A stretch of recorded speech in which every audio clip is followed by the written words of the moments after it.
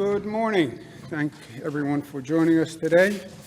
Let me introduce the people who are here today. From my far right, Mr. Larry Schwartz, former secretary to me, former secretary to Governor Patterson, and he's come back and he's helping us with the hospital surgeon flex plan and the vaccination plan, both of which are major operations, as you know. We then have Chancellor Jim Malatras, Commissioner Howard Zucker, to my left, Melissa DeRosa, Secretary to the Governor, to her left, Robert Mihica, Budget Director. I'm going to speak quickly today. Two reasons. Number one, I'm from New York. We speak quickly. Number two, I have a lot of ground to cover, and we have some special guests who are joining us, and we want to be on time for them. Today is day 286. We're doing 3 COVID operations at the same time. Number one, the hospitals, managing hospital capacity and surge and flex, as we call it. Number two, trying to slow the spread of the virus. And number three, being as aggressive as we can on vaccinations. We want to be the most efficient, most effective state in the United States in terms of vaccinations. As we said, we would have a New York State panel review the actions and recommendations of the FDA and their advisory committee to give New Yorkers more confidence in the vaccination process.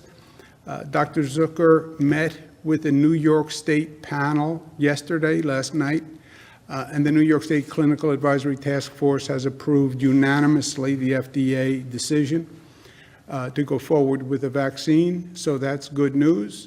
And we notified the FDA of that. Obviously, there was no delay whatsoever in the timing, and New Yorkers will have more confidence. We're now talking about a winter plan, and when you're talking about the winter plan, you have to take the full context into consideration, where we've been, where we're going. And it has been quite the journey, and the journey isn't over. It's not really going to be over until the summer, and we hit critical mass with the vaccination. And we have to calibrate our way through the journey. You change strategies as the virus changes, the seasonal changes, the growth pattern changes, and where the growth is occurring. The current numbers in New York State, the statewide positivity without what we call microclusters, 4.5. With the microclusters, 4.9. In the microclusters, 6.8. We did 212,000 tests. 87 New Yorkers passed away. They're in our thoughts and prayers. Hospitalization, 5,300. ICU, 1,007. Intubations, 546. Looking across the state, Finger Lakes, highest rate of hospitalization by population. Then Western New York, Central New York, Mohawk Valley. Western New York, which we've been focusing on for quite some time, we've actually seen a flattening in Western New York, not a reduction, but a flattening in the increase, and that's good news. But you see the varied picture across the state of New York. We have said from day one, for us, this is a constant calibration. We want as much economic activity as possible and respect public health and the cost of the virus, right? So that's always the calibration. Yes, economic activity. Yes, as much as we can, social activity, balanced with public health. Some states have had these dramatic opens and closes, full open, full close, full open, full close. I think that's highly disruptive, and it's not the best way to go through this. Our approach has been different, where we've always been following the data and the metrics. And we have more data than any other state. Maybe New Yorkers have a little PTSD, but what we went through in the spring with all these experts giving us advice, and the advice turned out to be wrong, all this anecdotal information, we invested very heavily in doing COVID testing, and we do more testing than any state in the nation. But that gives us actual facts that we can base our actions upon. And we've now done 21 million tests. So we've actually done more tests than we have people in the state of New York now. On the facts, what we're seeing, schools are almost without exception safer than local communities in terms of infection rate. This was not what was initially expected. Initially, some of the experts said, well, schools are like mass gatherings, and if you get a lot of students together, there's going to be a spread. That is not what has happened. That's not what the facts say. The facts say that the schools are actually following the rules and following the guidance. The children are following the guidance. The teachers are doing a great job following the guidance. And the schools, the positivity rate tends to be lower than the positivity rate in the surrounding community. My point is, if it is safer for the children to be in school, then have the children in school. If it's safer for the teacher to be in school, then have the teacher in school. It's less disruptive. The children get the education. You don't have the same issues you have with remote learning. Now, this is a decision that has been left to the local school districts. And we've had a discussion back and forth. We had this discussion with New York City. My advice, although it's their decision, is that unless you have data that says the schools are at a problematic infection rate, the schools should be open. City of Buffalo recently announced they're going to keep their schools closed. I respect local governments. I respect the prerogative of local governments with education. I understand the balance, but my advice, and if you look across the nation and you look across the world, most informed experts will say, test in the schools, but if the schools are safer, then leave the schools open. By the facts, hospitalization rates are increasing dramatically across the world, across the nation, and across this state. You see where we are now, and you see how quickly the increase has been. And this is the ultimate cause for concern, right? The ultimate cause for concern is an overwhelming of the hospitals. With the hospitals, the situation in the hospitals is better than it has been in the past. Compared to the spring, we have 30% fewer people in ICU. We have 50% fewer people intubated. The length of stay in the hospitals has dropped dramatically. The length of stay was on average 11 days in the spring. It's now down to 5 days. The medical community has made the most progress over the past few months. Not only the development of the vaccine, but therapeutics and how they deal with this disease. And that's what you see in the reduction of the length of stay. And that's what you see in the death rate. We had a 23% death rate in the spring. That is now down to 8%. This is probably the most informative data. Where are the new cases coming from, right? You want to know what's generating the new cases so you know where you can stop them. The troubling information in this is 74% of the new cases are coming from household gatherings, living room spread. In many ways, you can understand what happened. You close bars, you close restaurants, you close theaters, you close stadiums, you close mass gatherings. Where do people go? They go home. Come to my house. We'll go over to Robert's house. We'll invite our friends. We'll invite our family. Compound that by the holiday season, which is a natural come to my house, my family, my friends I know will be safe. That is what is driving these numbers. You get past the 74%, healthcare delivery, which is incidental to the provision of service, right? These are in hospitals, et cetera. Then higher education, colleges, which we have been battling. This is partially college students going back and forth. This is partially college students who, at that stage in life, are superheroes, and they don't believe that they're going to get infected. And if they get infected, they're going to be able to deal with it. We've been dealing with colleges. Education employees, restaurants and bars, 1.4%. But you're now down to small numbers, basically, right? Travel, vacation, we've had quarantines, but people coming in, that is an imperfect system on travel. That's about 1%. Sports is basically school sports. Public sector, police, fire, EMS, military. Now, a big part of this is people who just by their job are exposed to the situation. EMS workers, National Guard people who have been helping. Police, fire, they're out there all the time. I've said repeatedly, police especially, they need to wear masks. It's the law and it's smart. It's both.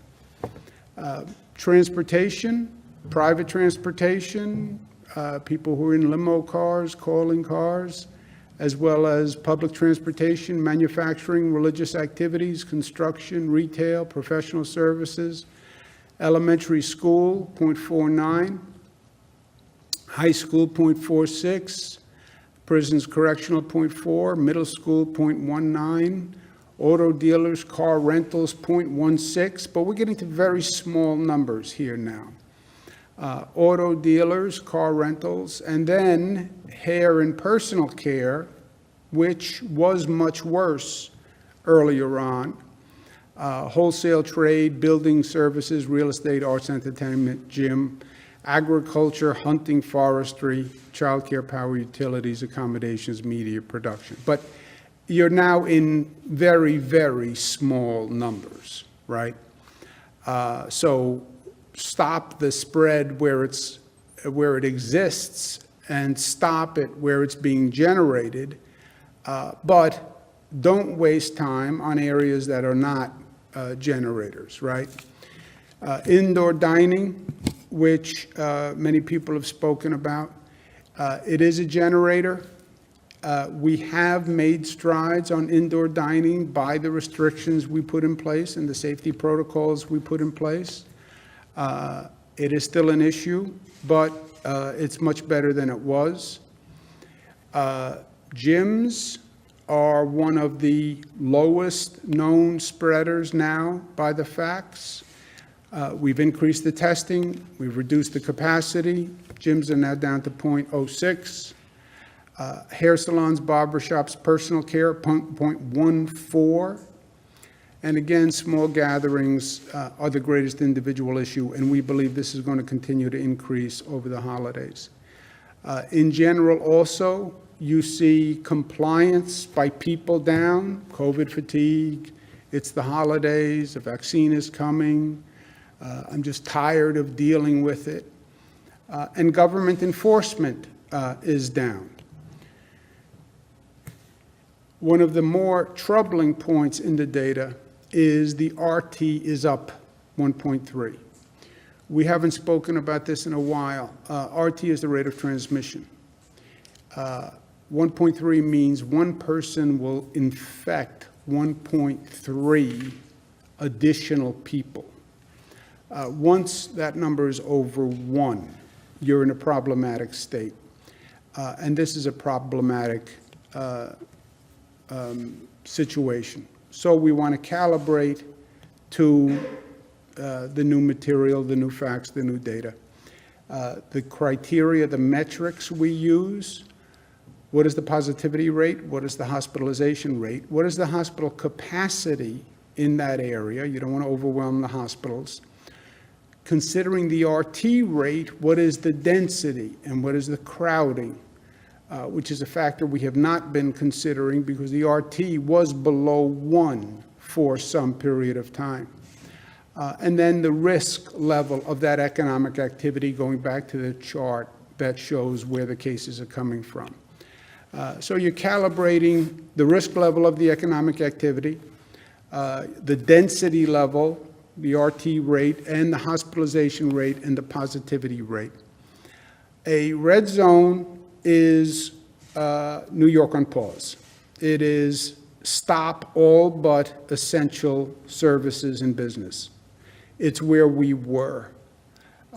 We don't have any red zones in the state. We don't want to go back to a red zone. Other states have gone back to closure. We don't want to go here. The only reason you would close the economy is because you're going to overwhelm the hospitals. And if you get to 90% of hospital capacity, then you are effectively at the point where you're going to overwhelm the capacity. And capacity here includes staffing, equipment, et cetera. If we see that we're on a glide path towards overwhelming the hospitals, you have no choice but to close down the economy. You cannot overwhelm the hospital system. Short of that is an orange zone, which is 4% positivity over 10 days, or you're at 85% of hospital capacity, or the rate of growth in the hospitalizations is dramatic and as determined by Department of Health. Yellow zone is 3% positivity, and you are one of the highest percentage growth clusters in the state in terms of hospitalization. We're calculating the data of this week and this weekend, and by those metrics, any new zones will announce on Monday. If you are a yellow zone or if you are an orange zone, this is all determined on the facts. And what it is saying is, in your community, you have a problem. It's not somewhere else. It's your community. It's your grocery store. It's your church. It's your temple. It's your mosque. It's your block. And you can make a difference in your community. And it means you have to take it seriously. Yes, I'm tired, and I've been doing this for a long time. I feel it myself. I get it. But we can't relax until COVID relaxes. And COVID is not relaxing. We have the vaccine. We're going to beat it. But we have to finish the game, and we have to finish the war. And we don't want to lose people who we don't need to lose. God will take people. We're not going to stop death. But we should make sure we're doing everything we can to protect every life that we can. And that's the goal of all of us going through this. Staten Island, 26 deaths on Staten Island. Staten Island is 25% of all the deaths in New York City, even though they're only 5% of the population. Staten Island has one of the highest growth hospitalization rates in the state today. And these are deaths, 26 people. You know, we talk about number statistics. You have to remember, behind every statistic, every number is a family, is a father, is a mother, is someone who's going to go through the holidays with a lost loved one. You know, for me, I feel it. I have the conversations. I talk to the families. It's painful. And we need people to understand that to the extent it is preventable, we really must prevent it. This is not a political issue. There is no politics to the guidance or these rules. It's the one issue that both the Trump team and the Biden team agrees with. The rules that we follow are basically CDC rules. That's the Trump administration. And the Biden advisors are saying the same thing. So there is no politics to this. I have no politics in this. I represent every person in the state of New York. I don't care what party you are, what ideology, whether you're short, you're tall, I don't care your sexual orientation. It makes no difference to me. These are rules that make sense for everyone, and it is basically all common sense. This is not high science we're applying here. These are common sense rules. Where the virus is highest, then you have to take action. We're also changing rules for the hospitals in the state. We've already announced that all hospitals have to do a 25% increase in staffed beds. Hospitals must remain under 85%. They can remain under 85% capacity by either adding an additional up to 25% of beds, or reducing elective surgeries, or both. They have that flexibility, but we want every hospital to remain under 85% occupancy. Over 85%, that hospital is now in a critical situation. As we said, 90% triggers a red zone, and every hospital has to have a 90-day PPE supply. The increasing RT is a problem, rate of transmission. It's more of a problem in the most dense areas. We learned this lesson in the spring the hard way. New York Times, the pandemic is particularly devastating to America's biggest cities, as the virus has found fertile ground in the density that is otherwise prized. Yes, the density, which is the asset of the cities, becomes a liability. The crowding is a problem. CDC last week did a caution on indoor dining.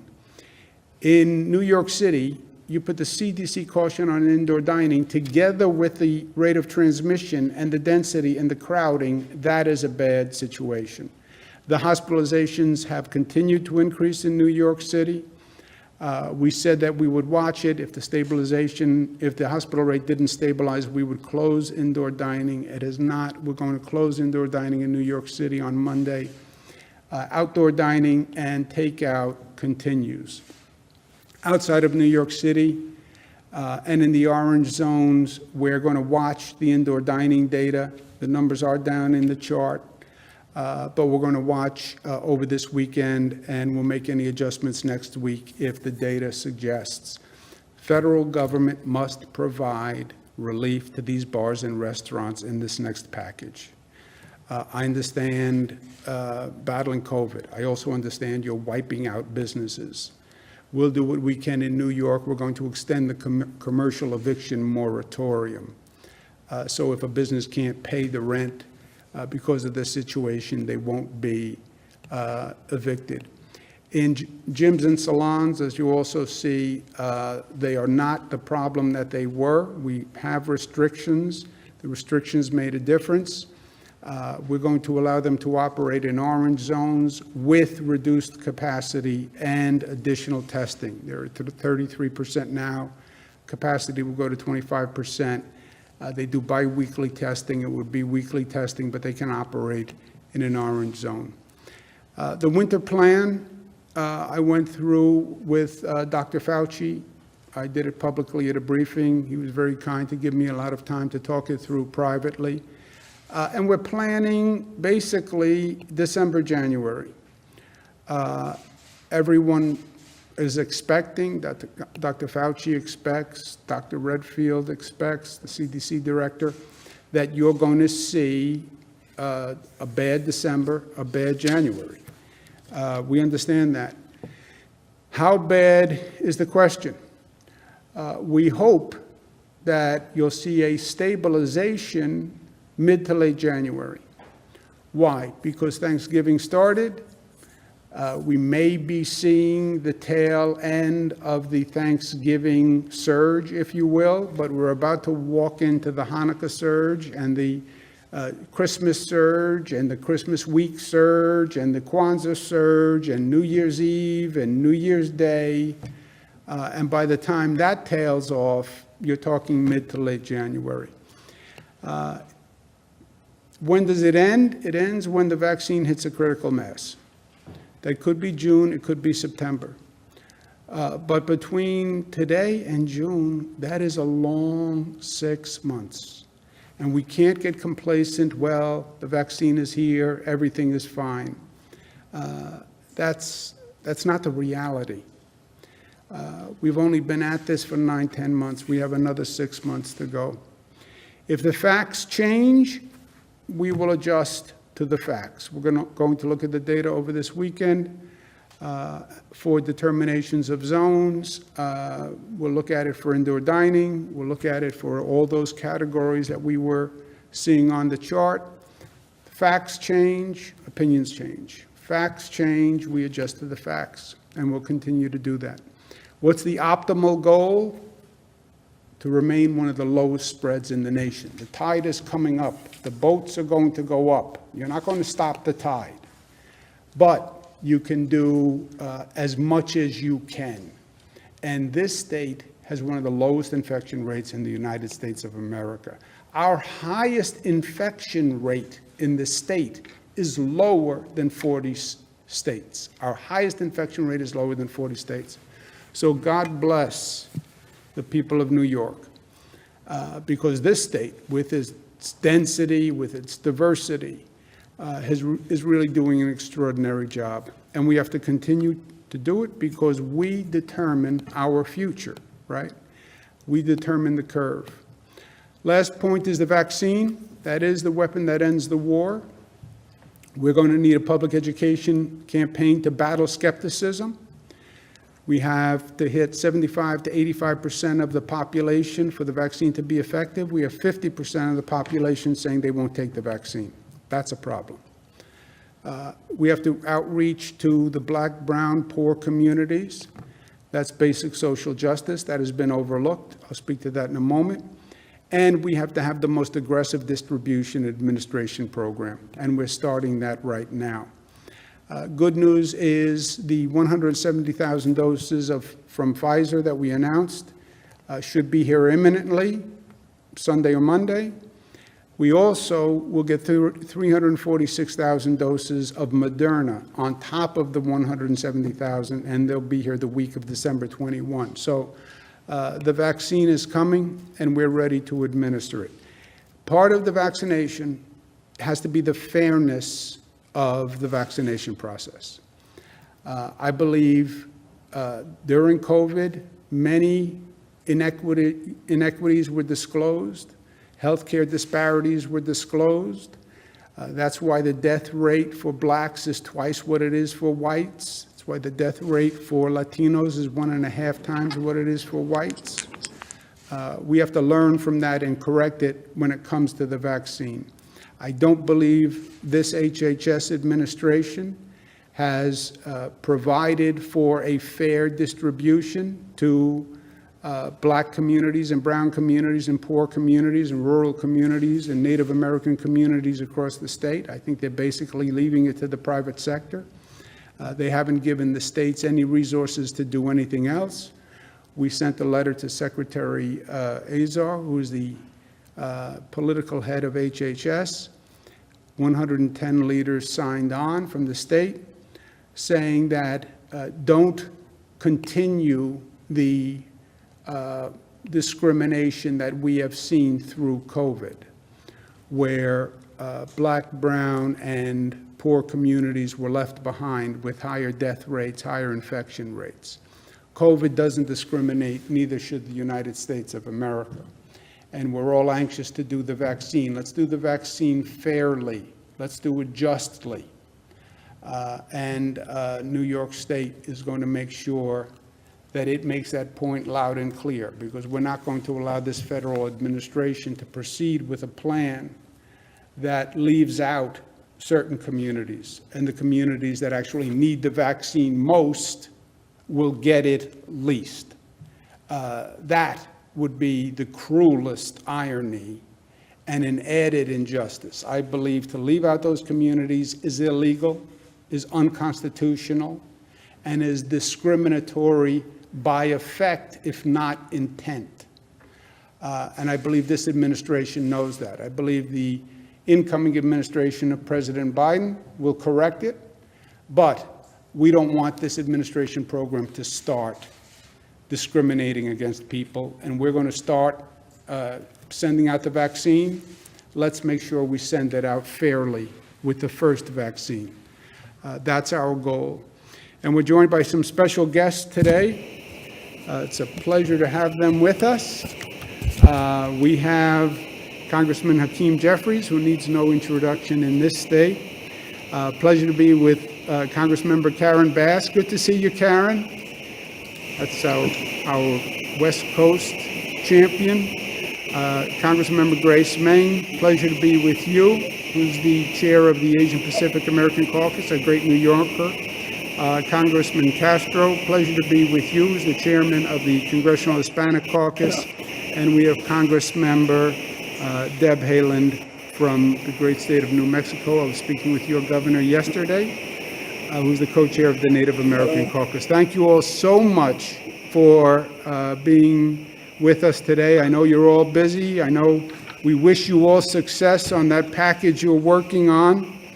State and local, state and local, state and local. Not that we only have one agenda here, I want you to know.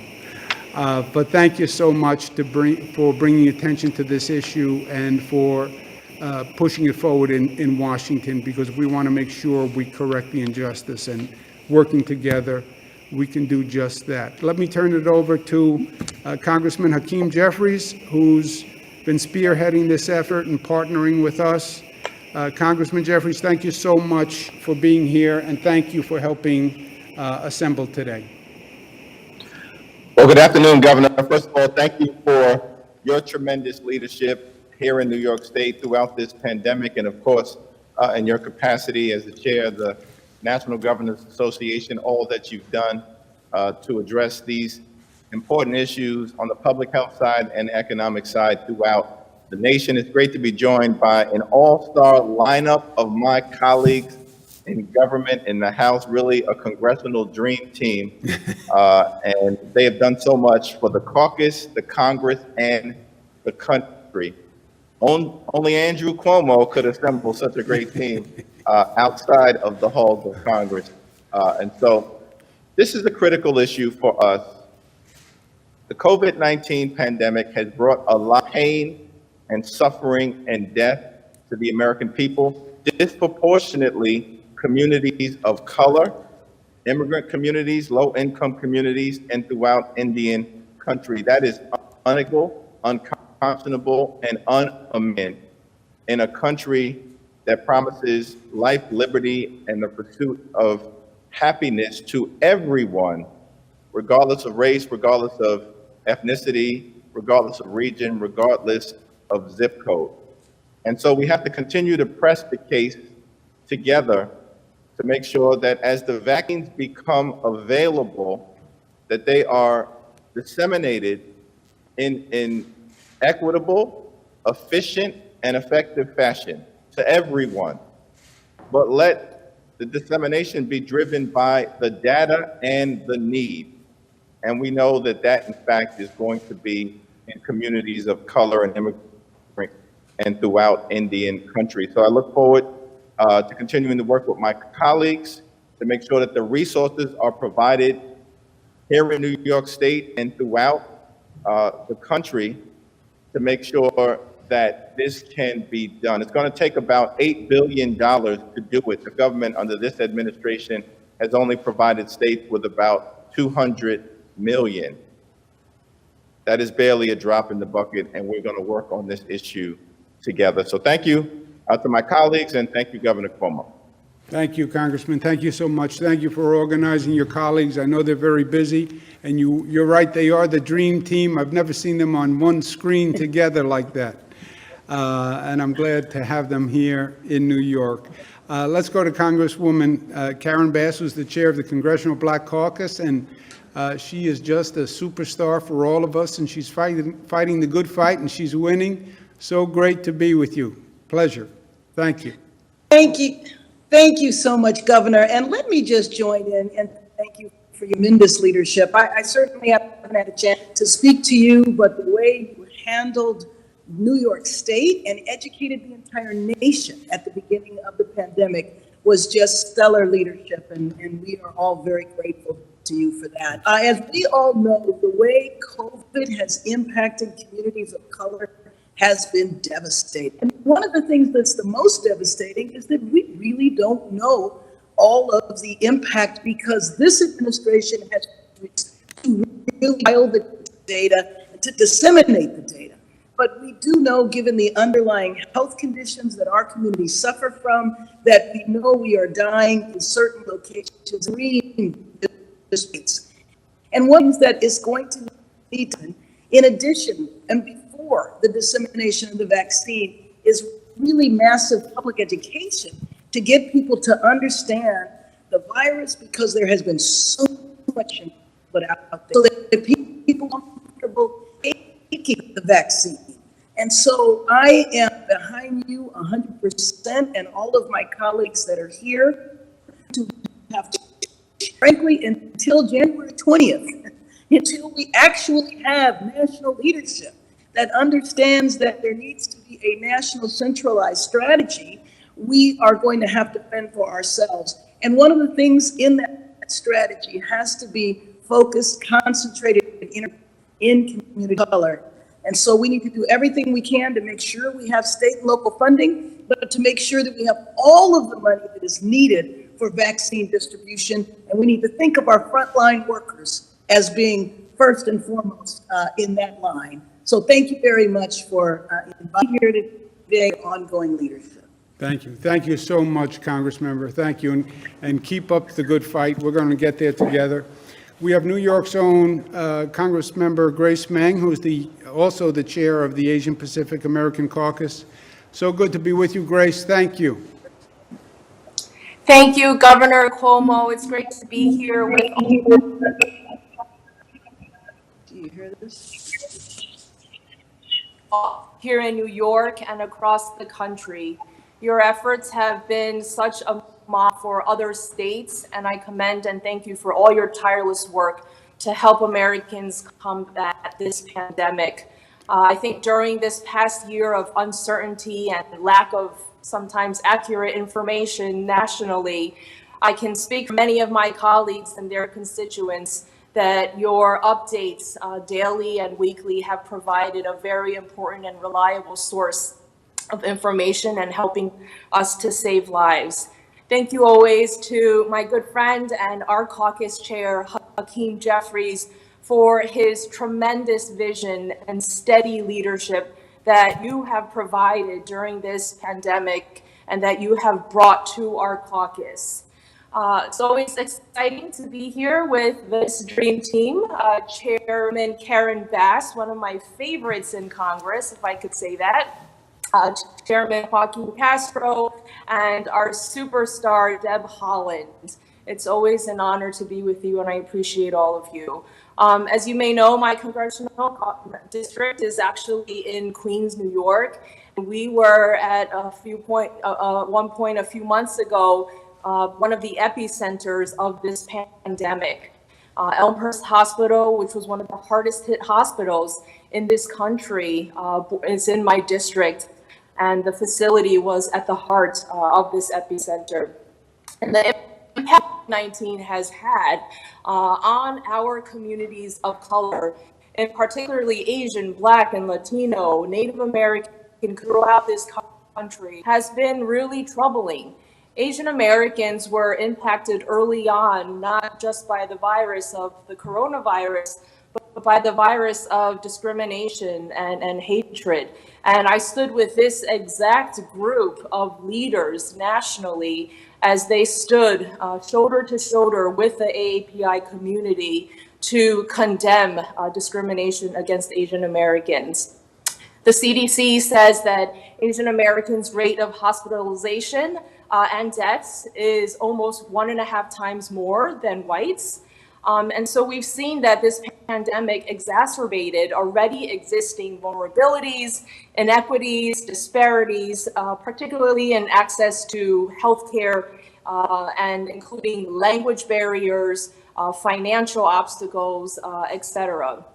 We must work together, as our governor said, to ensure that immigrant and minority communities have equal access to the COVID-19 vaccine, that there is a fair, effective, and equitable distribution, that communities of color know when and how to get this vaccine, and there must be engagement and outreach with local grassroots groups, faith-based organizations, and nonprofits to assist with getting this information out.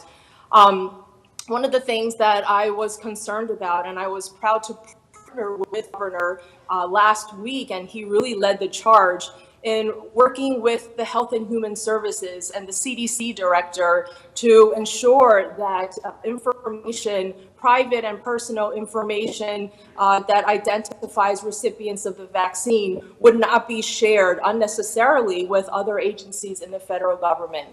I'm proud to announce, as you already know, actually, that Governor Cuomo was successful in ensuring this result here in New York, but we must continue to work with the CDC and the health department to ensure that every other state achieves the same solution and protection.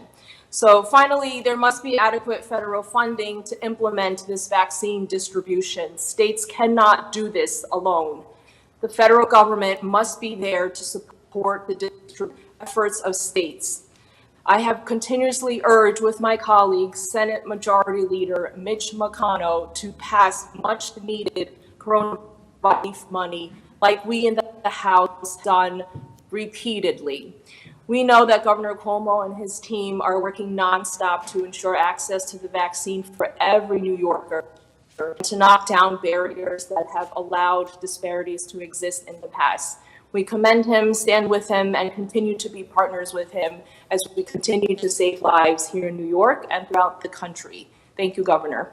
Thank you. Thank you very much, Congressmember, and thank you for all the help. You're exactly right on the stopping the HHS policy, which would have identified undocumented people before they got a vaccination, and I think would have been a real exclusion, frankly, of the undocumented community. And we raised that issue, and with the help of this dream team, HHS actually changed their position, and the state can now do the vaccination of the undocumented community without identifying them.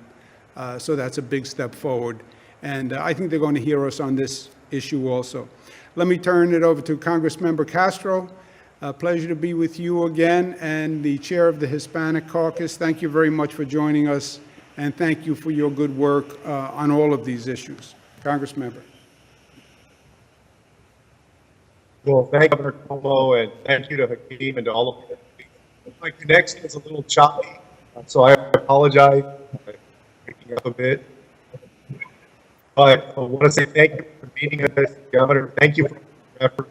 As my colleagues have said, particularly during the early days of COVID-19, conferences were reassuring not only to New York, but actually,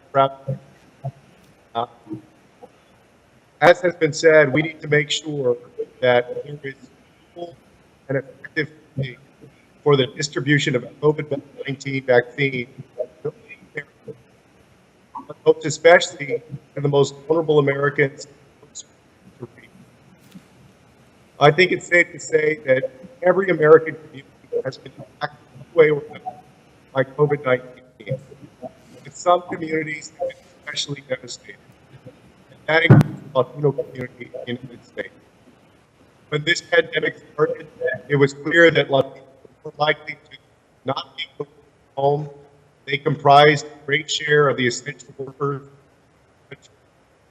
and they have been especially hit hard by COVID-19, higher rates of infection, higher hospitalization, and higher rates of death than many. And at the same time, we know that when it comes to things like census responses, getting information out to communities, that Latino communities become engaged. And so it's going to be imperative on all of us, the federal government, state government, to make sure we do everything possible and spend money that we need to get that vaccine to all of our communities. So as we think about our priorities, making sure that we're getting it not only to frontline healthcare workers, but also to those folks that need essential workers, like teachers and grocery store workers, meat packing. All of these these folks who literally were endangering their health, and some of them endangering their lives to make sure that our country was able to. And so thank you for bringing us together today and for the for all making. Thank you. Thank you, Congressmember, and thank you for your leadership. And don't worry about the presentation being a little choppy. I'm always a little choppy, and it has nothing to do with the technology. It's just my presentation. So thank you very much. Let's go to Representative Highland. It's a pleasure to be with you, co-chair of the Native American Caucus. I was former HUD secretary, and as Congressman Castro knows from his family, I spent a lot of time working with the Native American community, and their needs are desperate, and they've been made more desperate from COVID. So thank you very much for being with us. Thank you so much, Governor Cuomo. Thank you for your tremendous leadership and for your allyship. It's always a pleasure to stand in solidarity with our chairman, Hakeem Jeffries, and with the Tri-Caucus leaders fighting for equity for our communities of color. Here's the simple truth. The federal government has failed to honor its promises to Native Americans for generations. There are places in Indian country where there isn't running water. How can we expect folks to follow hand washing guidance without water? There's not broadband internet to ensure access to telehealth and for kids doing their homework virtually. And in some places, there's no electricity. Over the course of this pandemic, history repeats itself, and a spotlight has been put on the disparities that have existed for far too long. The virus has ravaged our communities, and the Trump administration has once again failed to provide the resources needed to protect the health of Indian country. For example, the Navajo Nation had infection rates higher than any state. In New Mexico, Native Americans are 11% of the population, but have been up to over half of the state's COVID-19 cases. And like my colleagues have discussed here today, American Indians and Alaskan Natives suffer disproportionately from health conditions that exacerbate COVID-19. The federal response to COVID-19 in Indian country is unacceptable. Far too many people have died, and the White House has gone out of its way to fight against providing direct aid to Native nations. And now vaccines are here, but again, a comprehensive plan that will serve all people is missing. We have the opportunity to correct a history of the federal government toward Native Americans. Tribes need robust information and education on the vaccine to increase confidence, resources to make up for gaps that existed for generations, and the flexibility to develop their own district plans. Thank you again, Governor, for having me and having us, and I'm very proud to be here today. Thank you very much. Thank you very much, all of you. And look, I believe that we will get changes to this vaccination program. I think it's important that we articulate it and we design it. If the Trump administration doesn't make the changes necessary, I believe that it is illegal, and we'll pursue that course because we don't want to get off to a bad start, and it shouldn't be that newly elected President Joe Biden is going to have to correct a mistake so early. So we'll do it right, and then we'll focus on the disparities that we learned through this COVID situation, and the healthcare deserts and all the inequities that existed in the first place that manifested through COVID. And the agenda will be to make sure not only COVID never happens again, but we answer those inequalities once and for all. God bless you. Thank you so much for taking the time to do this. Congressman Jeffries, thank you so much for organizing today. And to all of you on a personal level, I miss you. I can't wait until we're together again in person. And God bless you for the fight you're fighting. Keep going. Okay. That was a packed presentation. Operator will take questions. Thank you, Governor. If you'd like to ask a question, please use the raise hand function at the bottom of your window. We'll take a moment to compile the Q&A roster.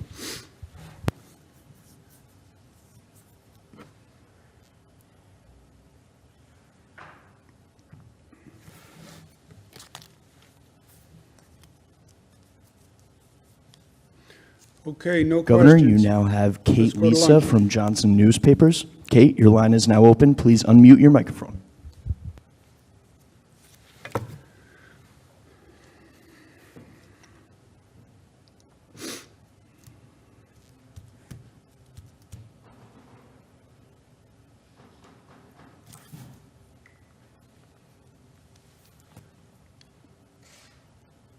Operator?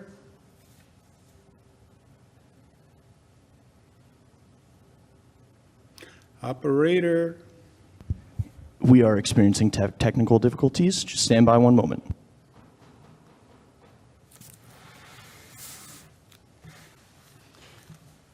The technology was bad on whose side? Yeah. It's great when it works.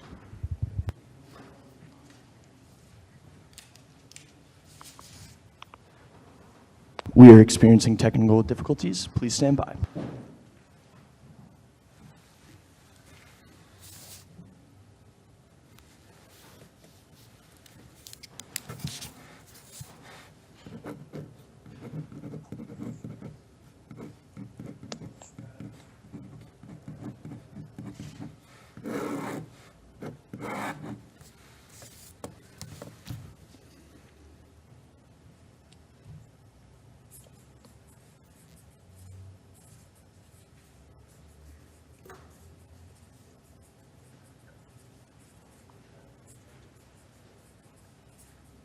Hello?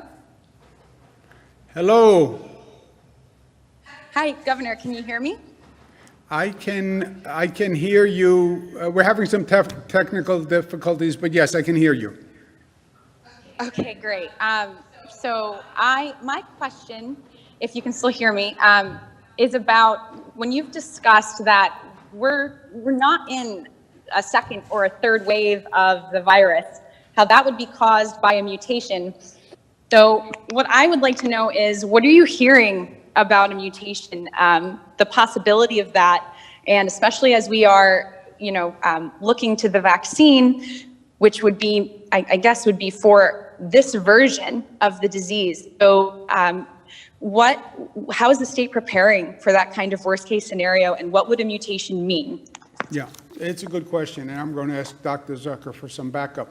But on your first point, you're exactly right. We early on spoke about a second wave. The second wave at that time referenced a mutated virus that came back after the first wave. That was the 1918 flu pandemic. There was one virus, it then mutated, and it came back. That's what they meant by second wave. The language has gotten a little sloppy here. This is not really a second wave. It's still the first wave. It's the first virus. We just haven't defeated the first virus. We haven't starved the first virus. So it's a continuing surge of the first virus, getting worse through the holiday season. Dr. Fauci would say surge on surge, holiday season plus winter plus COVID fatigue. As far as the vaccine is for this specific virus. Your question is, what if you vaccinate against this virus and then the virus changes? We take a flu vaccine every year. And it's a different vaccine every year because the virus changes somewhat every year for the seasonal flu. My guess, and I'll ask Dr. Zucker, if the virus changed, they would develop a new vaccine for the mutation in the virus. But I don't know the likelihood or what that timing sequence would be. Doctor? Sure, thank you for the question. We've been in touch with the WHO on a regular basis, so they are tracking whether this virus is mutating anywhere in the world. The virus has always a little bit of a mutation. That's very common with viruses. But we have not seen that anywhere, whether here in the United States or anywhere globally, for that matter. If the virus were to significantly mutate, then you would have to address that regarding the vaccine. But at this point in time, that's not what they're seeing. Thank you. Operator, next question. Governor, you now have Andrew Sif from NBC New York. Andrew, your line is now open. Please unmute your microphone. Good afternoon, Governor. Hope you can hear me. I can hear you, Andrew. Good to be with you. So, you too. With regard to your decision to close indoor dining in New York City, we've heard from the Hospitality Alliance and from small business owners here that this decision will knock many of them out of business for good. Is there any state bailout or anything you can do to prevent the loss of many of these restaurants? Yeah, Andrew, let's, first on the decision. You have the coincidence of two facts. You have the CDC, which issued warnings on indoor dining last week. And then you have the particular situation of New York City, which is one of the dense locations in this country with crowding. And you have an increase in the RT rate, the rate of transmission, which to me has always been one of the seminal factors in this whole conversation. You can talk about positivity rate, you can talk about hospital capacity, but that RT rate, that is the bottom line. That's how fast the virus is spreading. And the RT rate going up in a dense environment is really a compounding problem. Now, New York City is already only at 25% of indoor dining. So they're going from 25% indoor dining to zero. We have compensated in many ways, especially in New York City, where outdoor dining is not only allowed, but it's also been very aggressively expanded. And even though the weather is colder, the restaurants have really adapted, and New Yorkers have adapted to doing outside dining. And the takeout is an entirely different business line. So yes, there'll be an economic hardship for the 25% to zero, but we have compensated in other ways.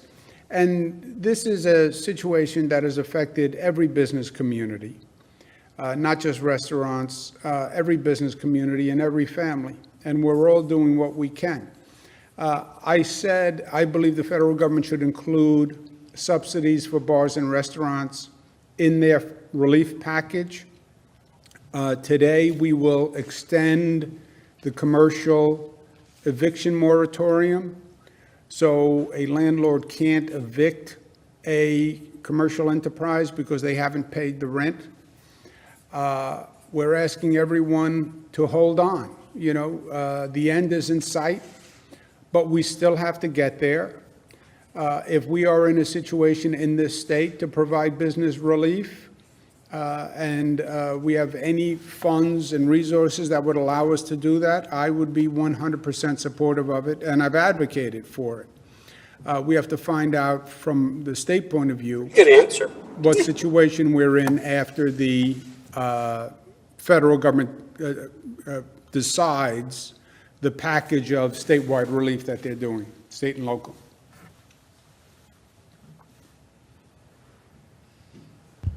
Governor, you now have Michael Gormley from Newsday. Michael, your line is now open. Please unmute your microphone. Hello, Governor.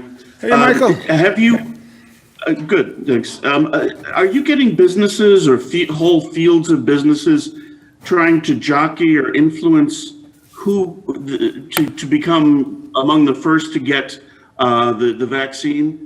And if you are, how are you going to deal with that? And then just a secondary question, have you made a decision on winter sports yet? I don't think we're not talking about a distribution that would actually do businesses that I'm aware of, right? We have nursing home residents, nursing home staff, healthcare workers in the most urgent capacity, then other healthcare workers, then essential workers, then general public. I don't know that there's a category for businesses per se. Larry or Robert would know better. As you pointed out, it's based on, it's by population and by high-risk population, but it's unrelated to that, unless there is a high-risk activity where the workers happen to be related in a high-risk activity, like we talked about. Okay. Robert, anything new on winter sports, Michael asked? On the sports? No, there's nothing new on the sports guidance. I mean, as the numbers continue to increase all across the state, those high-risk sports activities remain on hold until we see a change, until we see a decline, and that's not happening, so no. But Michael, if you look at that chart, you see sports, can we go back to sports? You see sports way up towards the top on areas of spread, right? That's 1.04 is that cluster of sports. You know, restaurant bars is 1.4, sports is 1.04. You know, sports is higher than religious activities, gyms, any of it. Look at that. Yeah, I'm sorry, we couldn't quite hear Rob's answer over the microphone. Can you just say what that decision was on sports? I mean, as the governor Or if pointed there- out, if we look at the clusters, there are increasing clusters related to sports activities, which puts them in the high fifth of categories for infection, right? Actually, in the top like 10%. So that's where they are. There's no change right now in allowing the high-risk sports activities to begin. And we don't expect that to happen until you start to see the rates going down. And what we're seeing is actually them going up. Thank you. Thanks, Michael. Governor, you now have Zach Williams from City and State. Zach, your line is now open. Please unmute your microphone. Hello, Governor. Thank you for taking my question. Good to be with you, Zach. You've given a lot of details about your thinking of why nursing home residents and staff should go first with this 140,000 doses that are coming this week.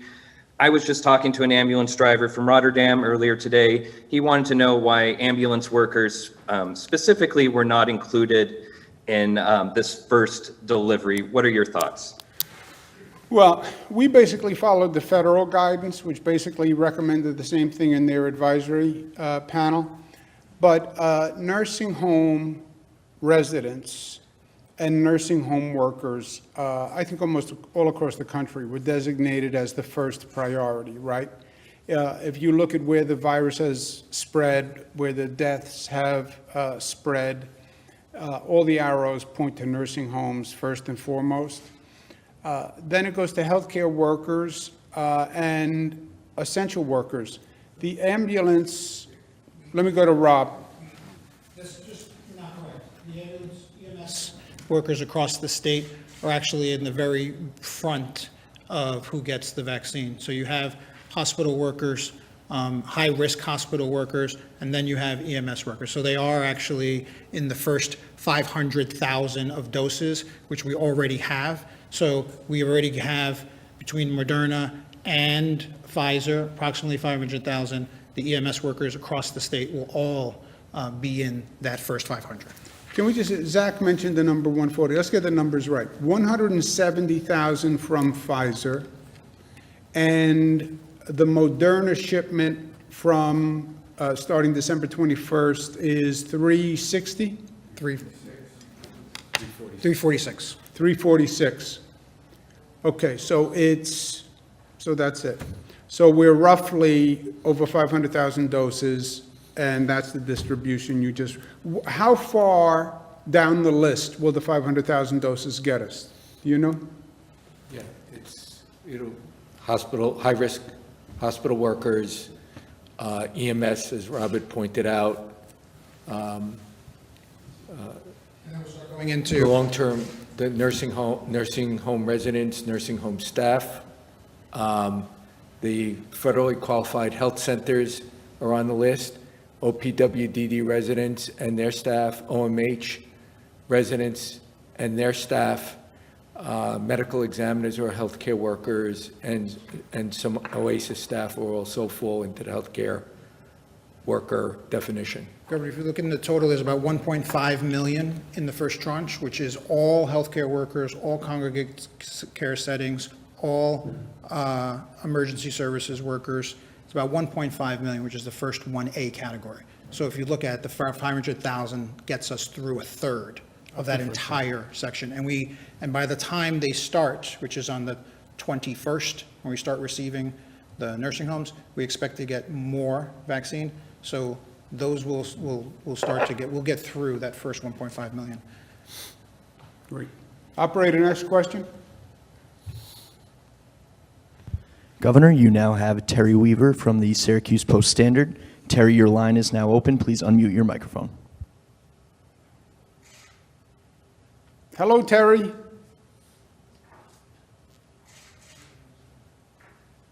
Terry, your line is now open. Please unmute your microphone.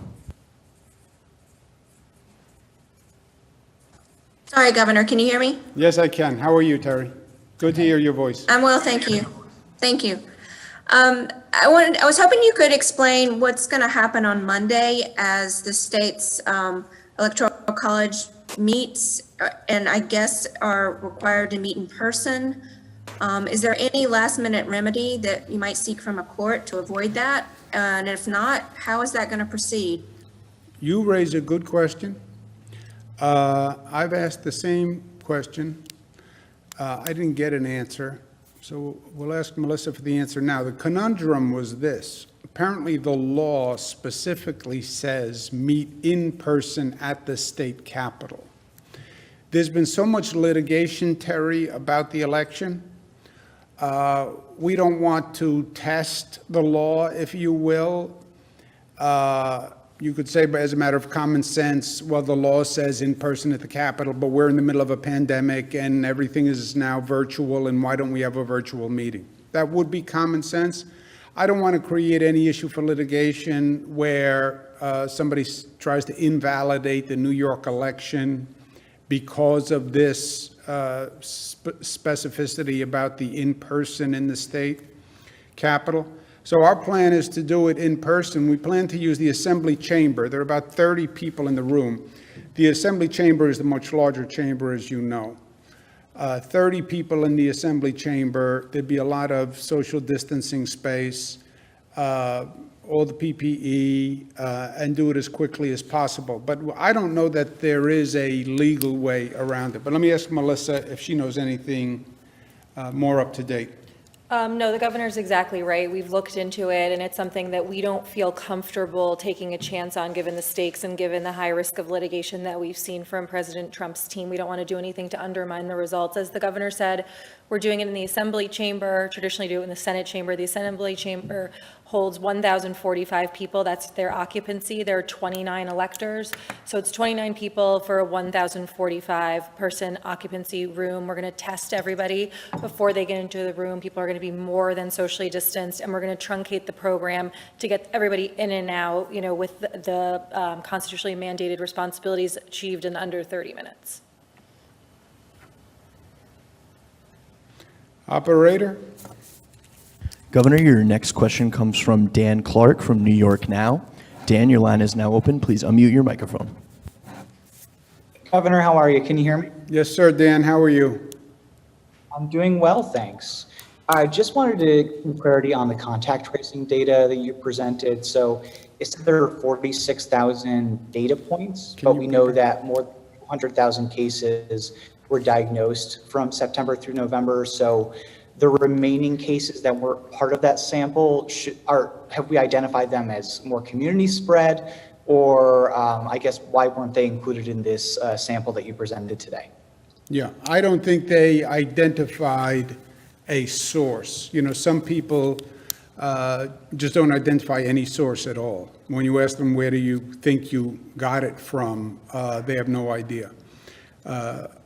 I'm assuming that. Rob, do you know, is that? Yeah, that's correct. We look at all of the cases that occurred between September and November 30th.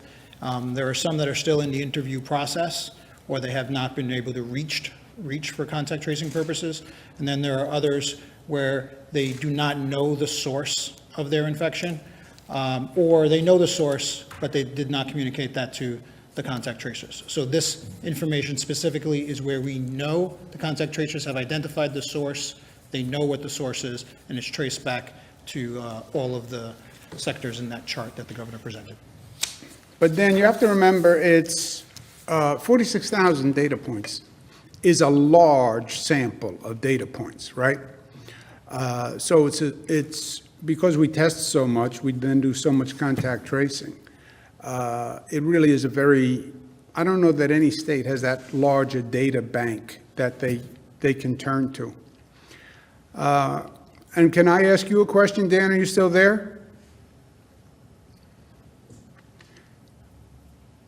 Dan's gone. I think it's a happy. No, I'm here. They muted me. I'm sorry. Dan, why are you working today? I thought they would have given you off for your birthday. Oh, my goodness. Well, I love to work, as you know, so I decided this is what I wanted to do today. Happy birthday. 21 again. Yeah, exactly. Happy birthday, Dan. Thank you. Governor, you now have Luis Fede Sednerny from the New York Times. Luis, your line is now open. Please unmute your microphone. Hi, Governor. Can you hear me? Hey, Luis, how are you?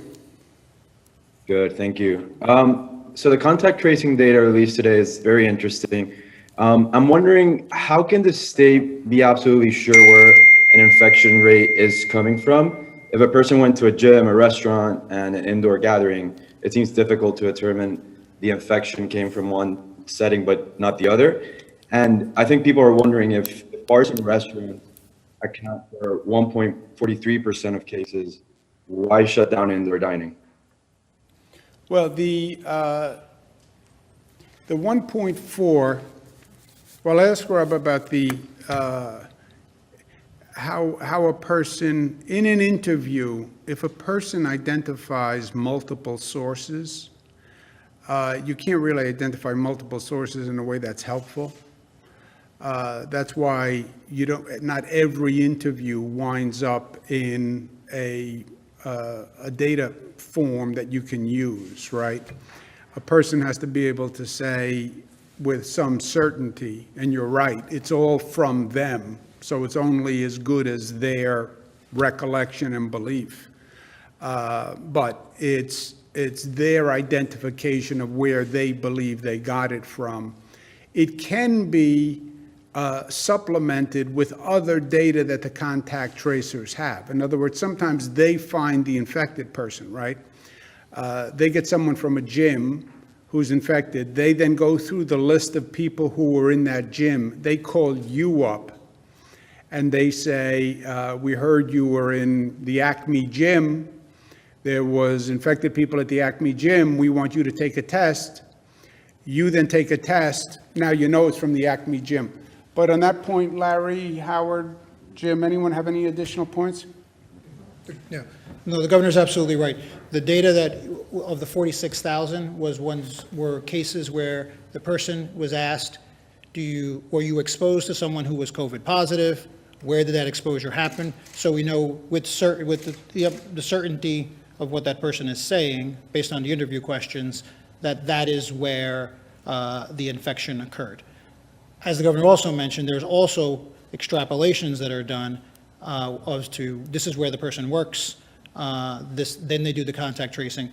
That part is not included in this data because they're still actually going through that. That's the detective work that the contact tracer is going through. These cases are, we know for sure, specifically the person knows they were exposed to somebody, they tell you where that exposure happened, the contact tracers follow up, so we know with more certainty on these 46,000. And then, Luis, on your other point, you do what you can, right? So look at the top of the list. Your first point is right. Focus on the household social gatherings spread. We are, and we're doing everything we can. It's limited what we can do. Most states now have a 10-person rule for social gatherings. Some states have an 8-person rule for social gatherings. The CDC's guidance is even less. It's only your immediate household. And every time I speak about that. Healthcare delivery, that is within the healthcare system itself. And that is, they are doing everything they can to keep hospitals safe, et cetera. And DOH is working with them. Higher education, I don't know what else there is to do there. We have Chancellor Malatras who's with us. who's taken extraordinary efforts. You have a lot of private colleges that are basically closed now. Education employees, those are people who work primarily in higher education. And then you're at restaurant and bars. So restaurant and bars, again, are the CDC recommendation. And restaurant and bars inside, indoors, 25% to 0, is one of the few areas that we think we can actually make a difference. Travel, vacation, we have the quarantine in place. We have the National Guard in airports. Sports, we're not opening up any additional what we call high-risk sports. You're then to the public sector, police, fire, EMS. I wish I had $1 for every time I said police should be wearing masks, but this is basically people who are doing their job. EMS workers. We have National Guard people who are working on the COVID task force. You have fire department people. These are essential workers who are out there doing their job. You then get the transit, public, private. We disinfected buses and trains. So it's like do everything that you can do to slow the spread. And if I could follow up, is there a time frame for when and how indoor dining will be allowed to resume in New York City? We have, Jim, do you remember the designation? We're going to be looking at cases and hospitalizations over at least a 2-week period of time to start to see what the general trends are. But Luisa, remember, it's 25% of the indoor dining goes to 0. I understand that, and I understand the hardship. Remember the addition of the outdoor dining that did not exist before, and you have all sorts of accommodations now that restaurants have done, and the city has been a willing partner in building these outdoor capacities. There's a takeout business that didn't exist before. So I understand the economic hardship. And look, I suffer every lost dollar with these businesses, right? They have a deficit. Yeah, I understand that. And we have a deficit, and we're living with the economic consequences also. So it's not that I don't understand or appreciate literally every dollar a business loses. We lose a percentage of that dollar. So our calibration is as much economic activity as you can in respecting the public health and the risk. And then the reason this guide is so helpful, I think, is then when you're doing the calibration of economic activity, factor in the risk level of the economic activity. And you look at restaurants and bars, you know that we're doing everything that we can on every source that is a greater numerical source than restaurant and bars, right? We basically closed higher education. So we're on the theory of do everything that you can do within reason.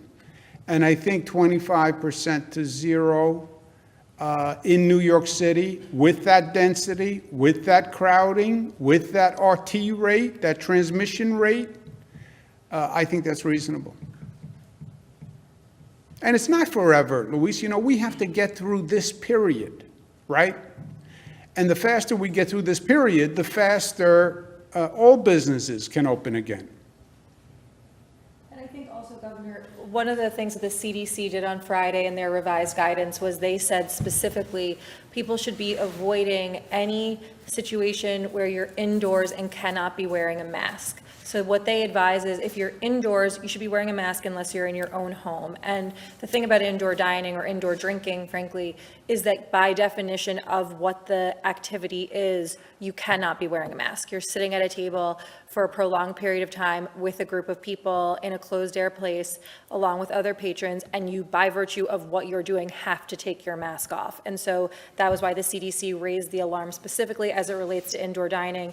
And then to the governor's point, When you add in the RT factor plus the crowding and the density of New York City, people talk about San Francisco, they have a population of over 800,000. NYCHA has a population of between 400,000 and 600,000 depending on the year. So when you put that into perspective, when we're considering all of those factors, that's why the indoor dining made sense. Yeah, and Louise, think of this.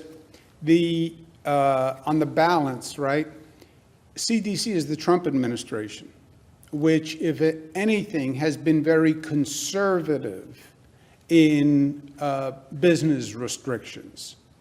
So even the CDC says no indoor without masks and indoor dining, because by definition, you can't eat and wear a mask and you can't drink and wear a mask.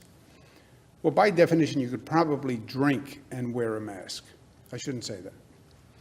But it would be hard. Next question, operator. Governor, you now have Heather Lai from WGRZ.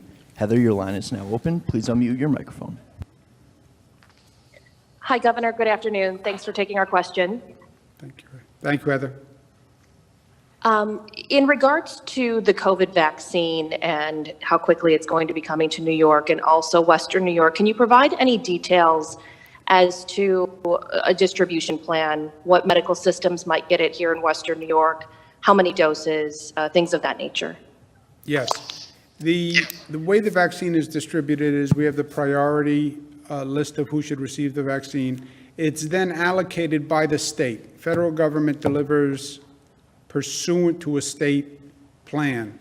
The state allocation is by percentage of population in that priority tranche. So healthcare workers, Western New York has, let's pick a number, 7% of the healthcare workers in the state, they get 7% of the allocation, whatever that actual percentage is. We did it on a numerical basis. We just checked that with Rob and Larry and Dr. Zirk, is that right? So we know the Western New York, what did we say? Well, we put out the numbers yesterday, I believe, no, Wednesday, for the allocation of Pfizer's 170,000.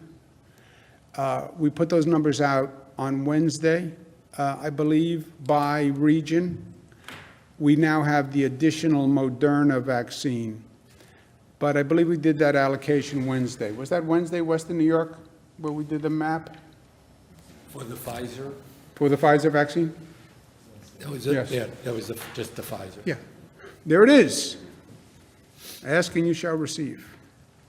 This was Wednesday on the Pfizer vaccine, 14,500 for Western New York. Let's take one more, operator. Your final question comes from Pete Haskell at WCBS. Pete, your line is now open. Please unmute your microphone. Hey, Governor, can you hear me? Not only can I hear you, but I can picture you taking down your mask, Pete, to ask the question. Yes, indeed. That's just what I've done. Thank you. Not to belabor the point on indoor dining, but you've got a very low percentage. The restaurants argue they have the ability with air purifiers and all these things to keep it safe. Do you not drive the number higher when it comes to household spread now? And secondarily, can you say, well, they set up outside, but it's winter now, and it's not as if it's September, October? No, Pete, I get it 100%. Look, there's no perfect answer on any of this, and I understand everyone argues everything both ways. So you look at the areas that are generating cases, and you do what you can within reason in those areas that are generating cases. You're at 25, and you're in New York City. New York City is different. A high transmission rate in a dense environment is different. And we lived through this in the spring, and we saw the virus take off in New York City. Now, it had already been there, and we didn't know, and really the federal government fell down on its responsibility to monitor the virus. But In mass gatherings, in places of concentration of people, it moves faster. 25%, you can't eat and drink and keep your mask up. The CDC put out that guidance, which is clear. Nobody accused the Trump administration of being overly aggressive on shutdowns, right? If anything, they say the Trump administration has been too slow on economic restrictions. So you put the CDC guidance, plus the density of New York City, plus the increase in the hospitalization rate in New York City, plus the increase in the RT rate at 1.3, and that says be cautious and do what you can. And the 25 to back to zero, yes, it's a reduction of 25%. And yes, fewer people want to do outdoor dining. I understand that. But I also understand the restaurants have made remarkable adjustments, and the heat lamps they have, et cetera, are working, and they have partial enclosures that are working. And hopefully it's for a short period of time. I understand they're going to sustain economic damage, and I think the federal government should reimburse them for it. If the state is in a position to reimburse them for it, we will. We're stopping evictions in the meantime, so they can't be evicted during this period. But it's in everyone's interest, Pete, to get the virus under control. Don't overwhelm the hospitals. Don't overwhelm the positivity rate. And let's get through this without having to get to shutdown, right? Here's the alternative, right? Life is options. If we don't slow the spread and we overwhelm the hospital system, we get to a red zone, which if you look at this line, you can factor this line out to 90% hospital capacity and close down. Then every restaurant goes to zero. Indoor, outdoor, zero. That's the worst case scenario. And if we don't do something, we could wind up at that worst case scenario. And if you say to the restaurant, well, you want to go from 25% indoor to zero, keep takeout, keep outdoor dining, we're running the risk of total shutdown. You know, that balance, we're not living in a perfect world here. It's not do nothing and life continues fine. It's do nothing and we may go back to close down. And that hurts every business. Anything else on that point, guys? Any points that I stated weren't exactly clear or misleading? On the 346,000 for the Moderna, that's people. I saw that there were some questions about that on Twitter. That's people. It's not individual shots. That's 346,000 individual doses. That will get two That will times. get twice. Yep, So it's 346,000 people and 170,000 people. correct. Okay. Thank you all very much.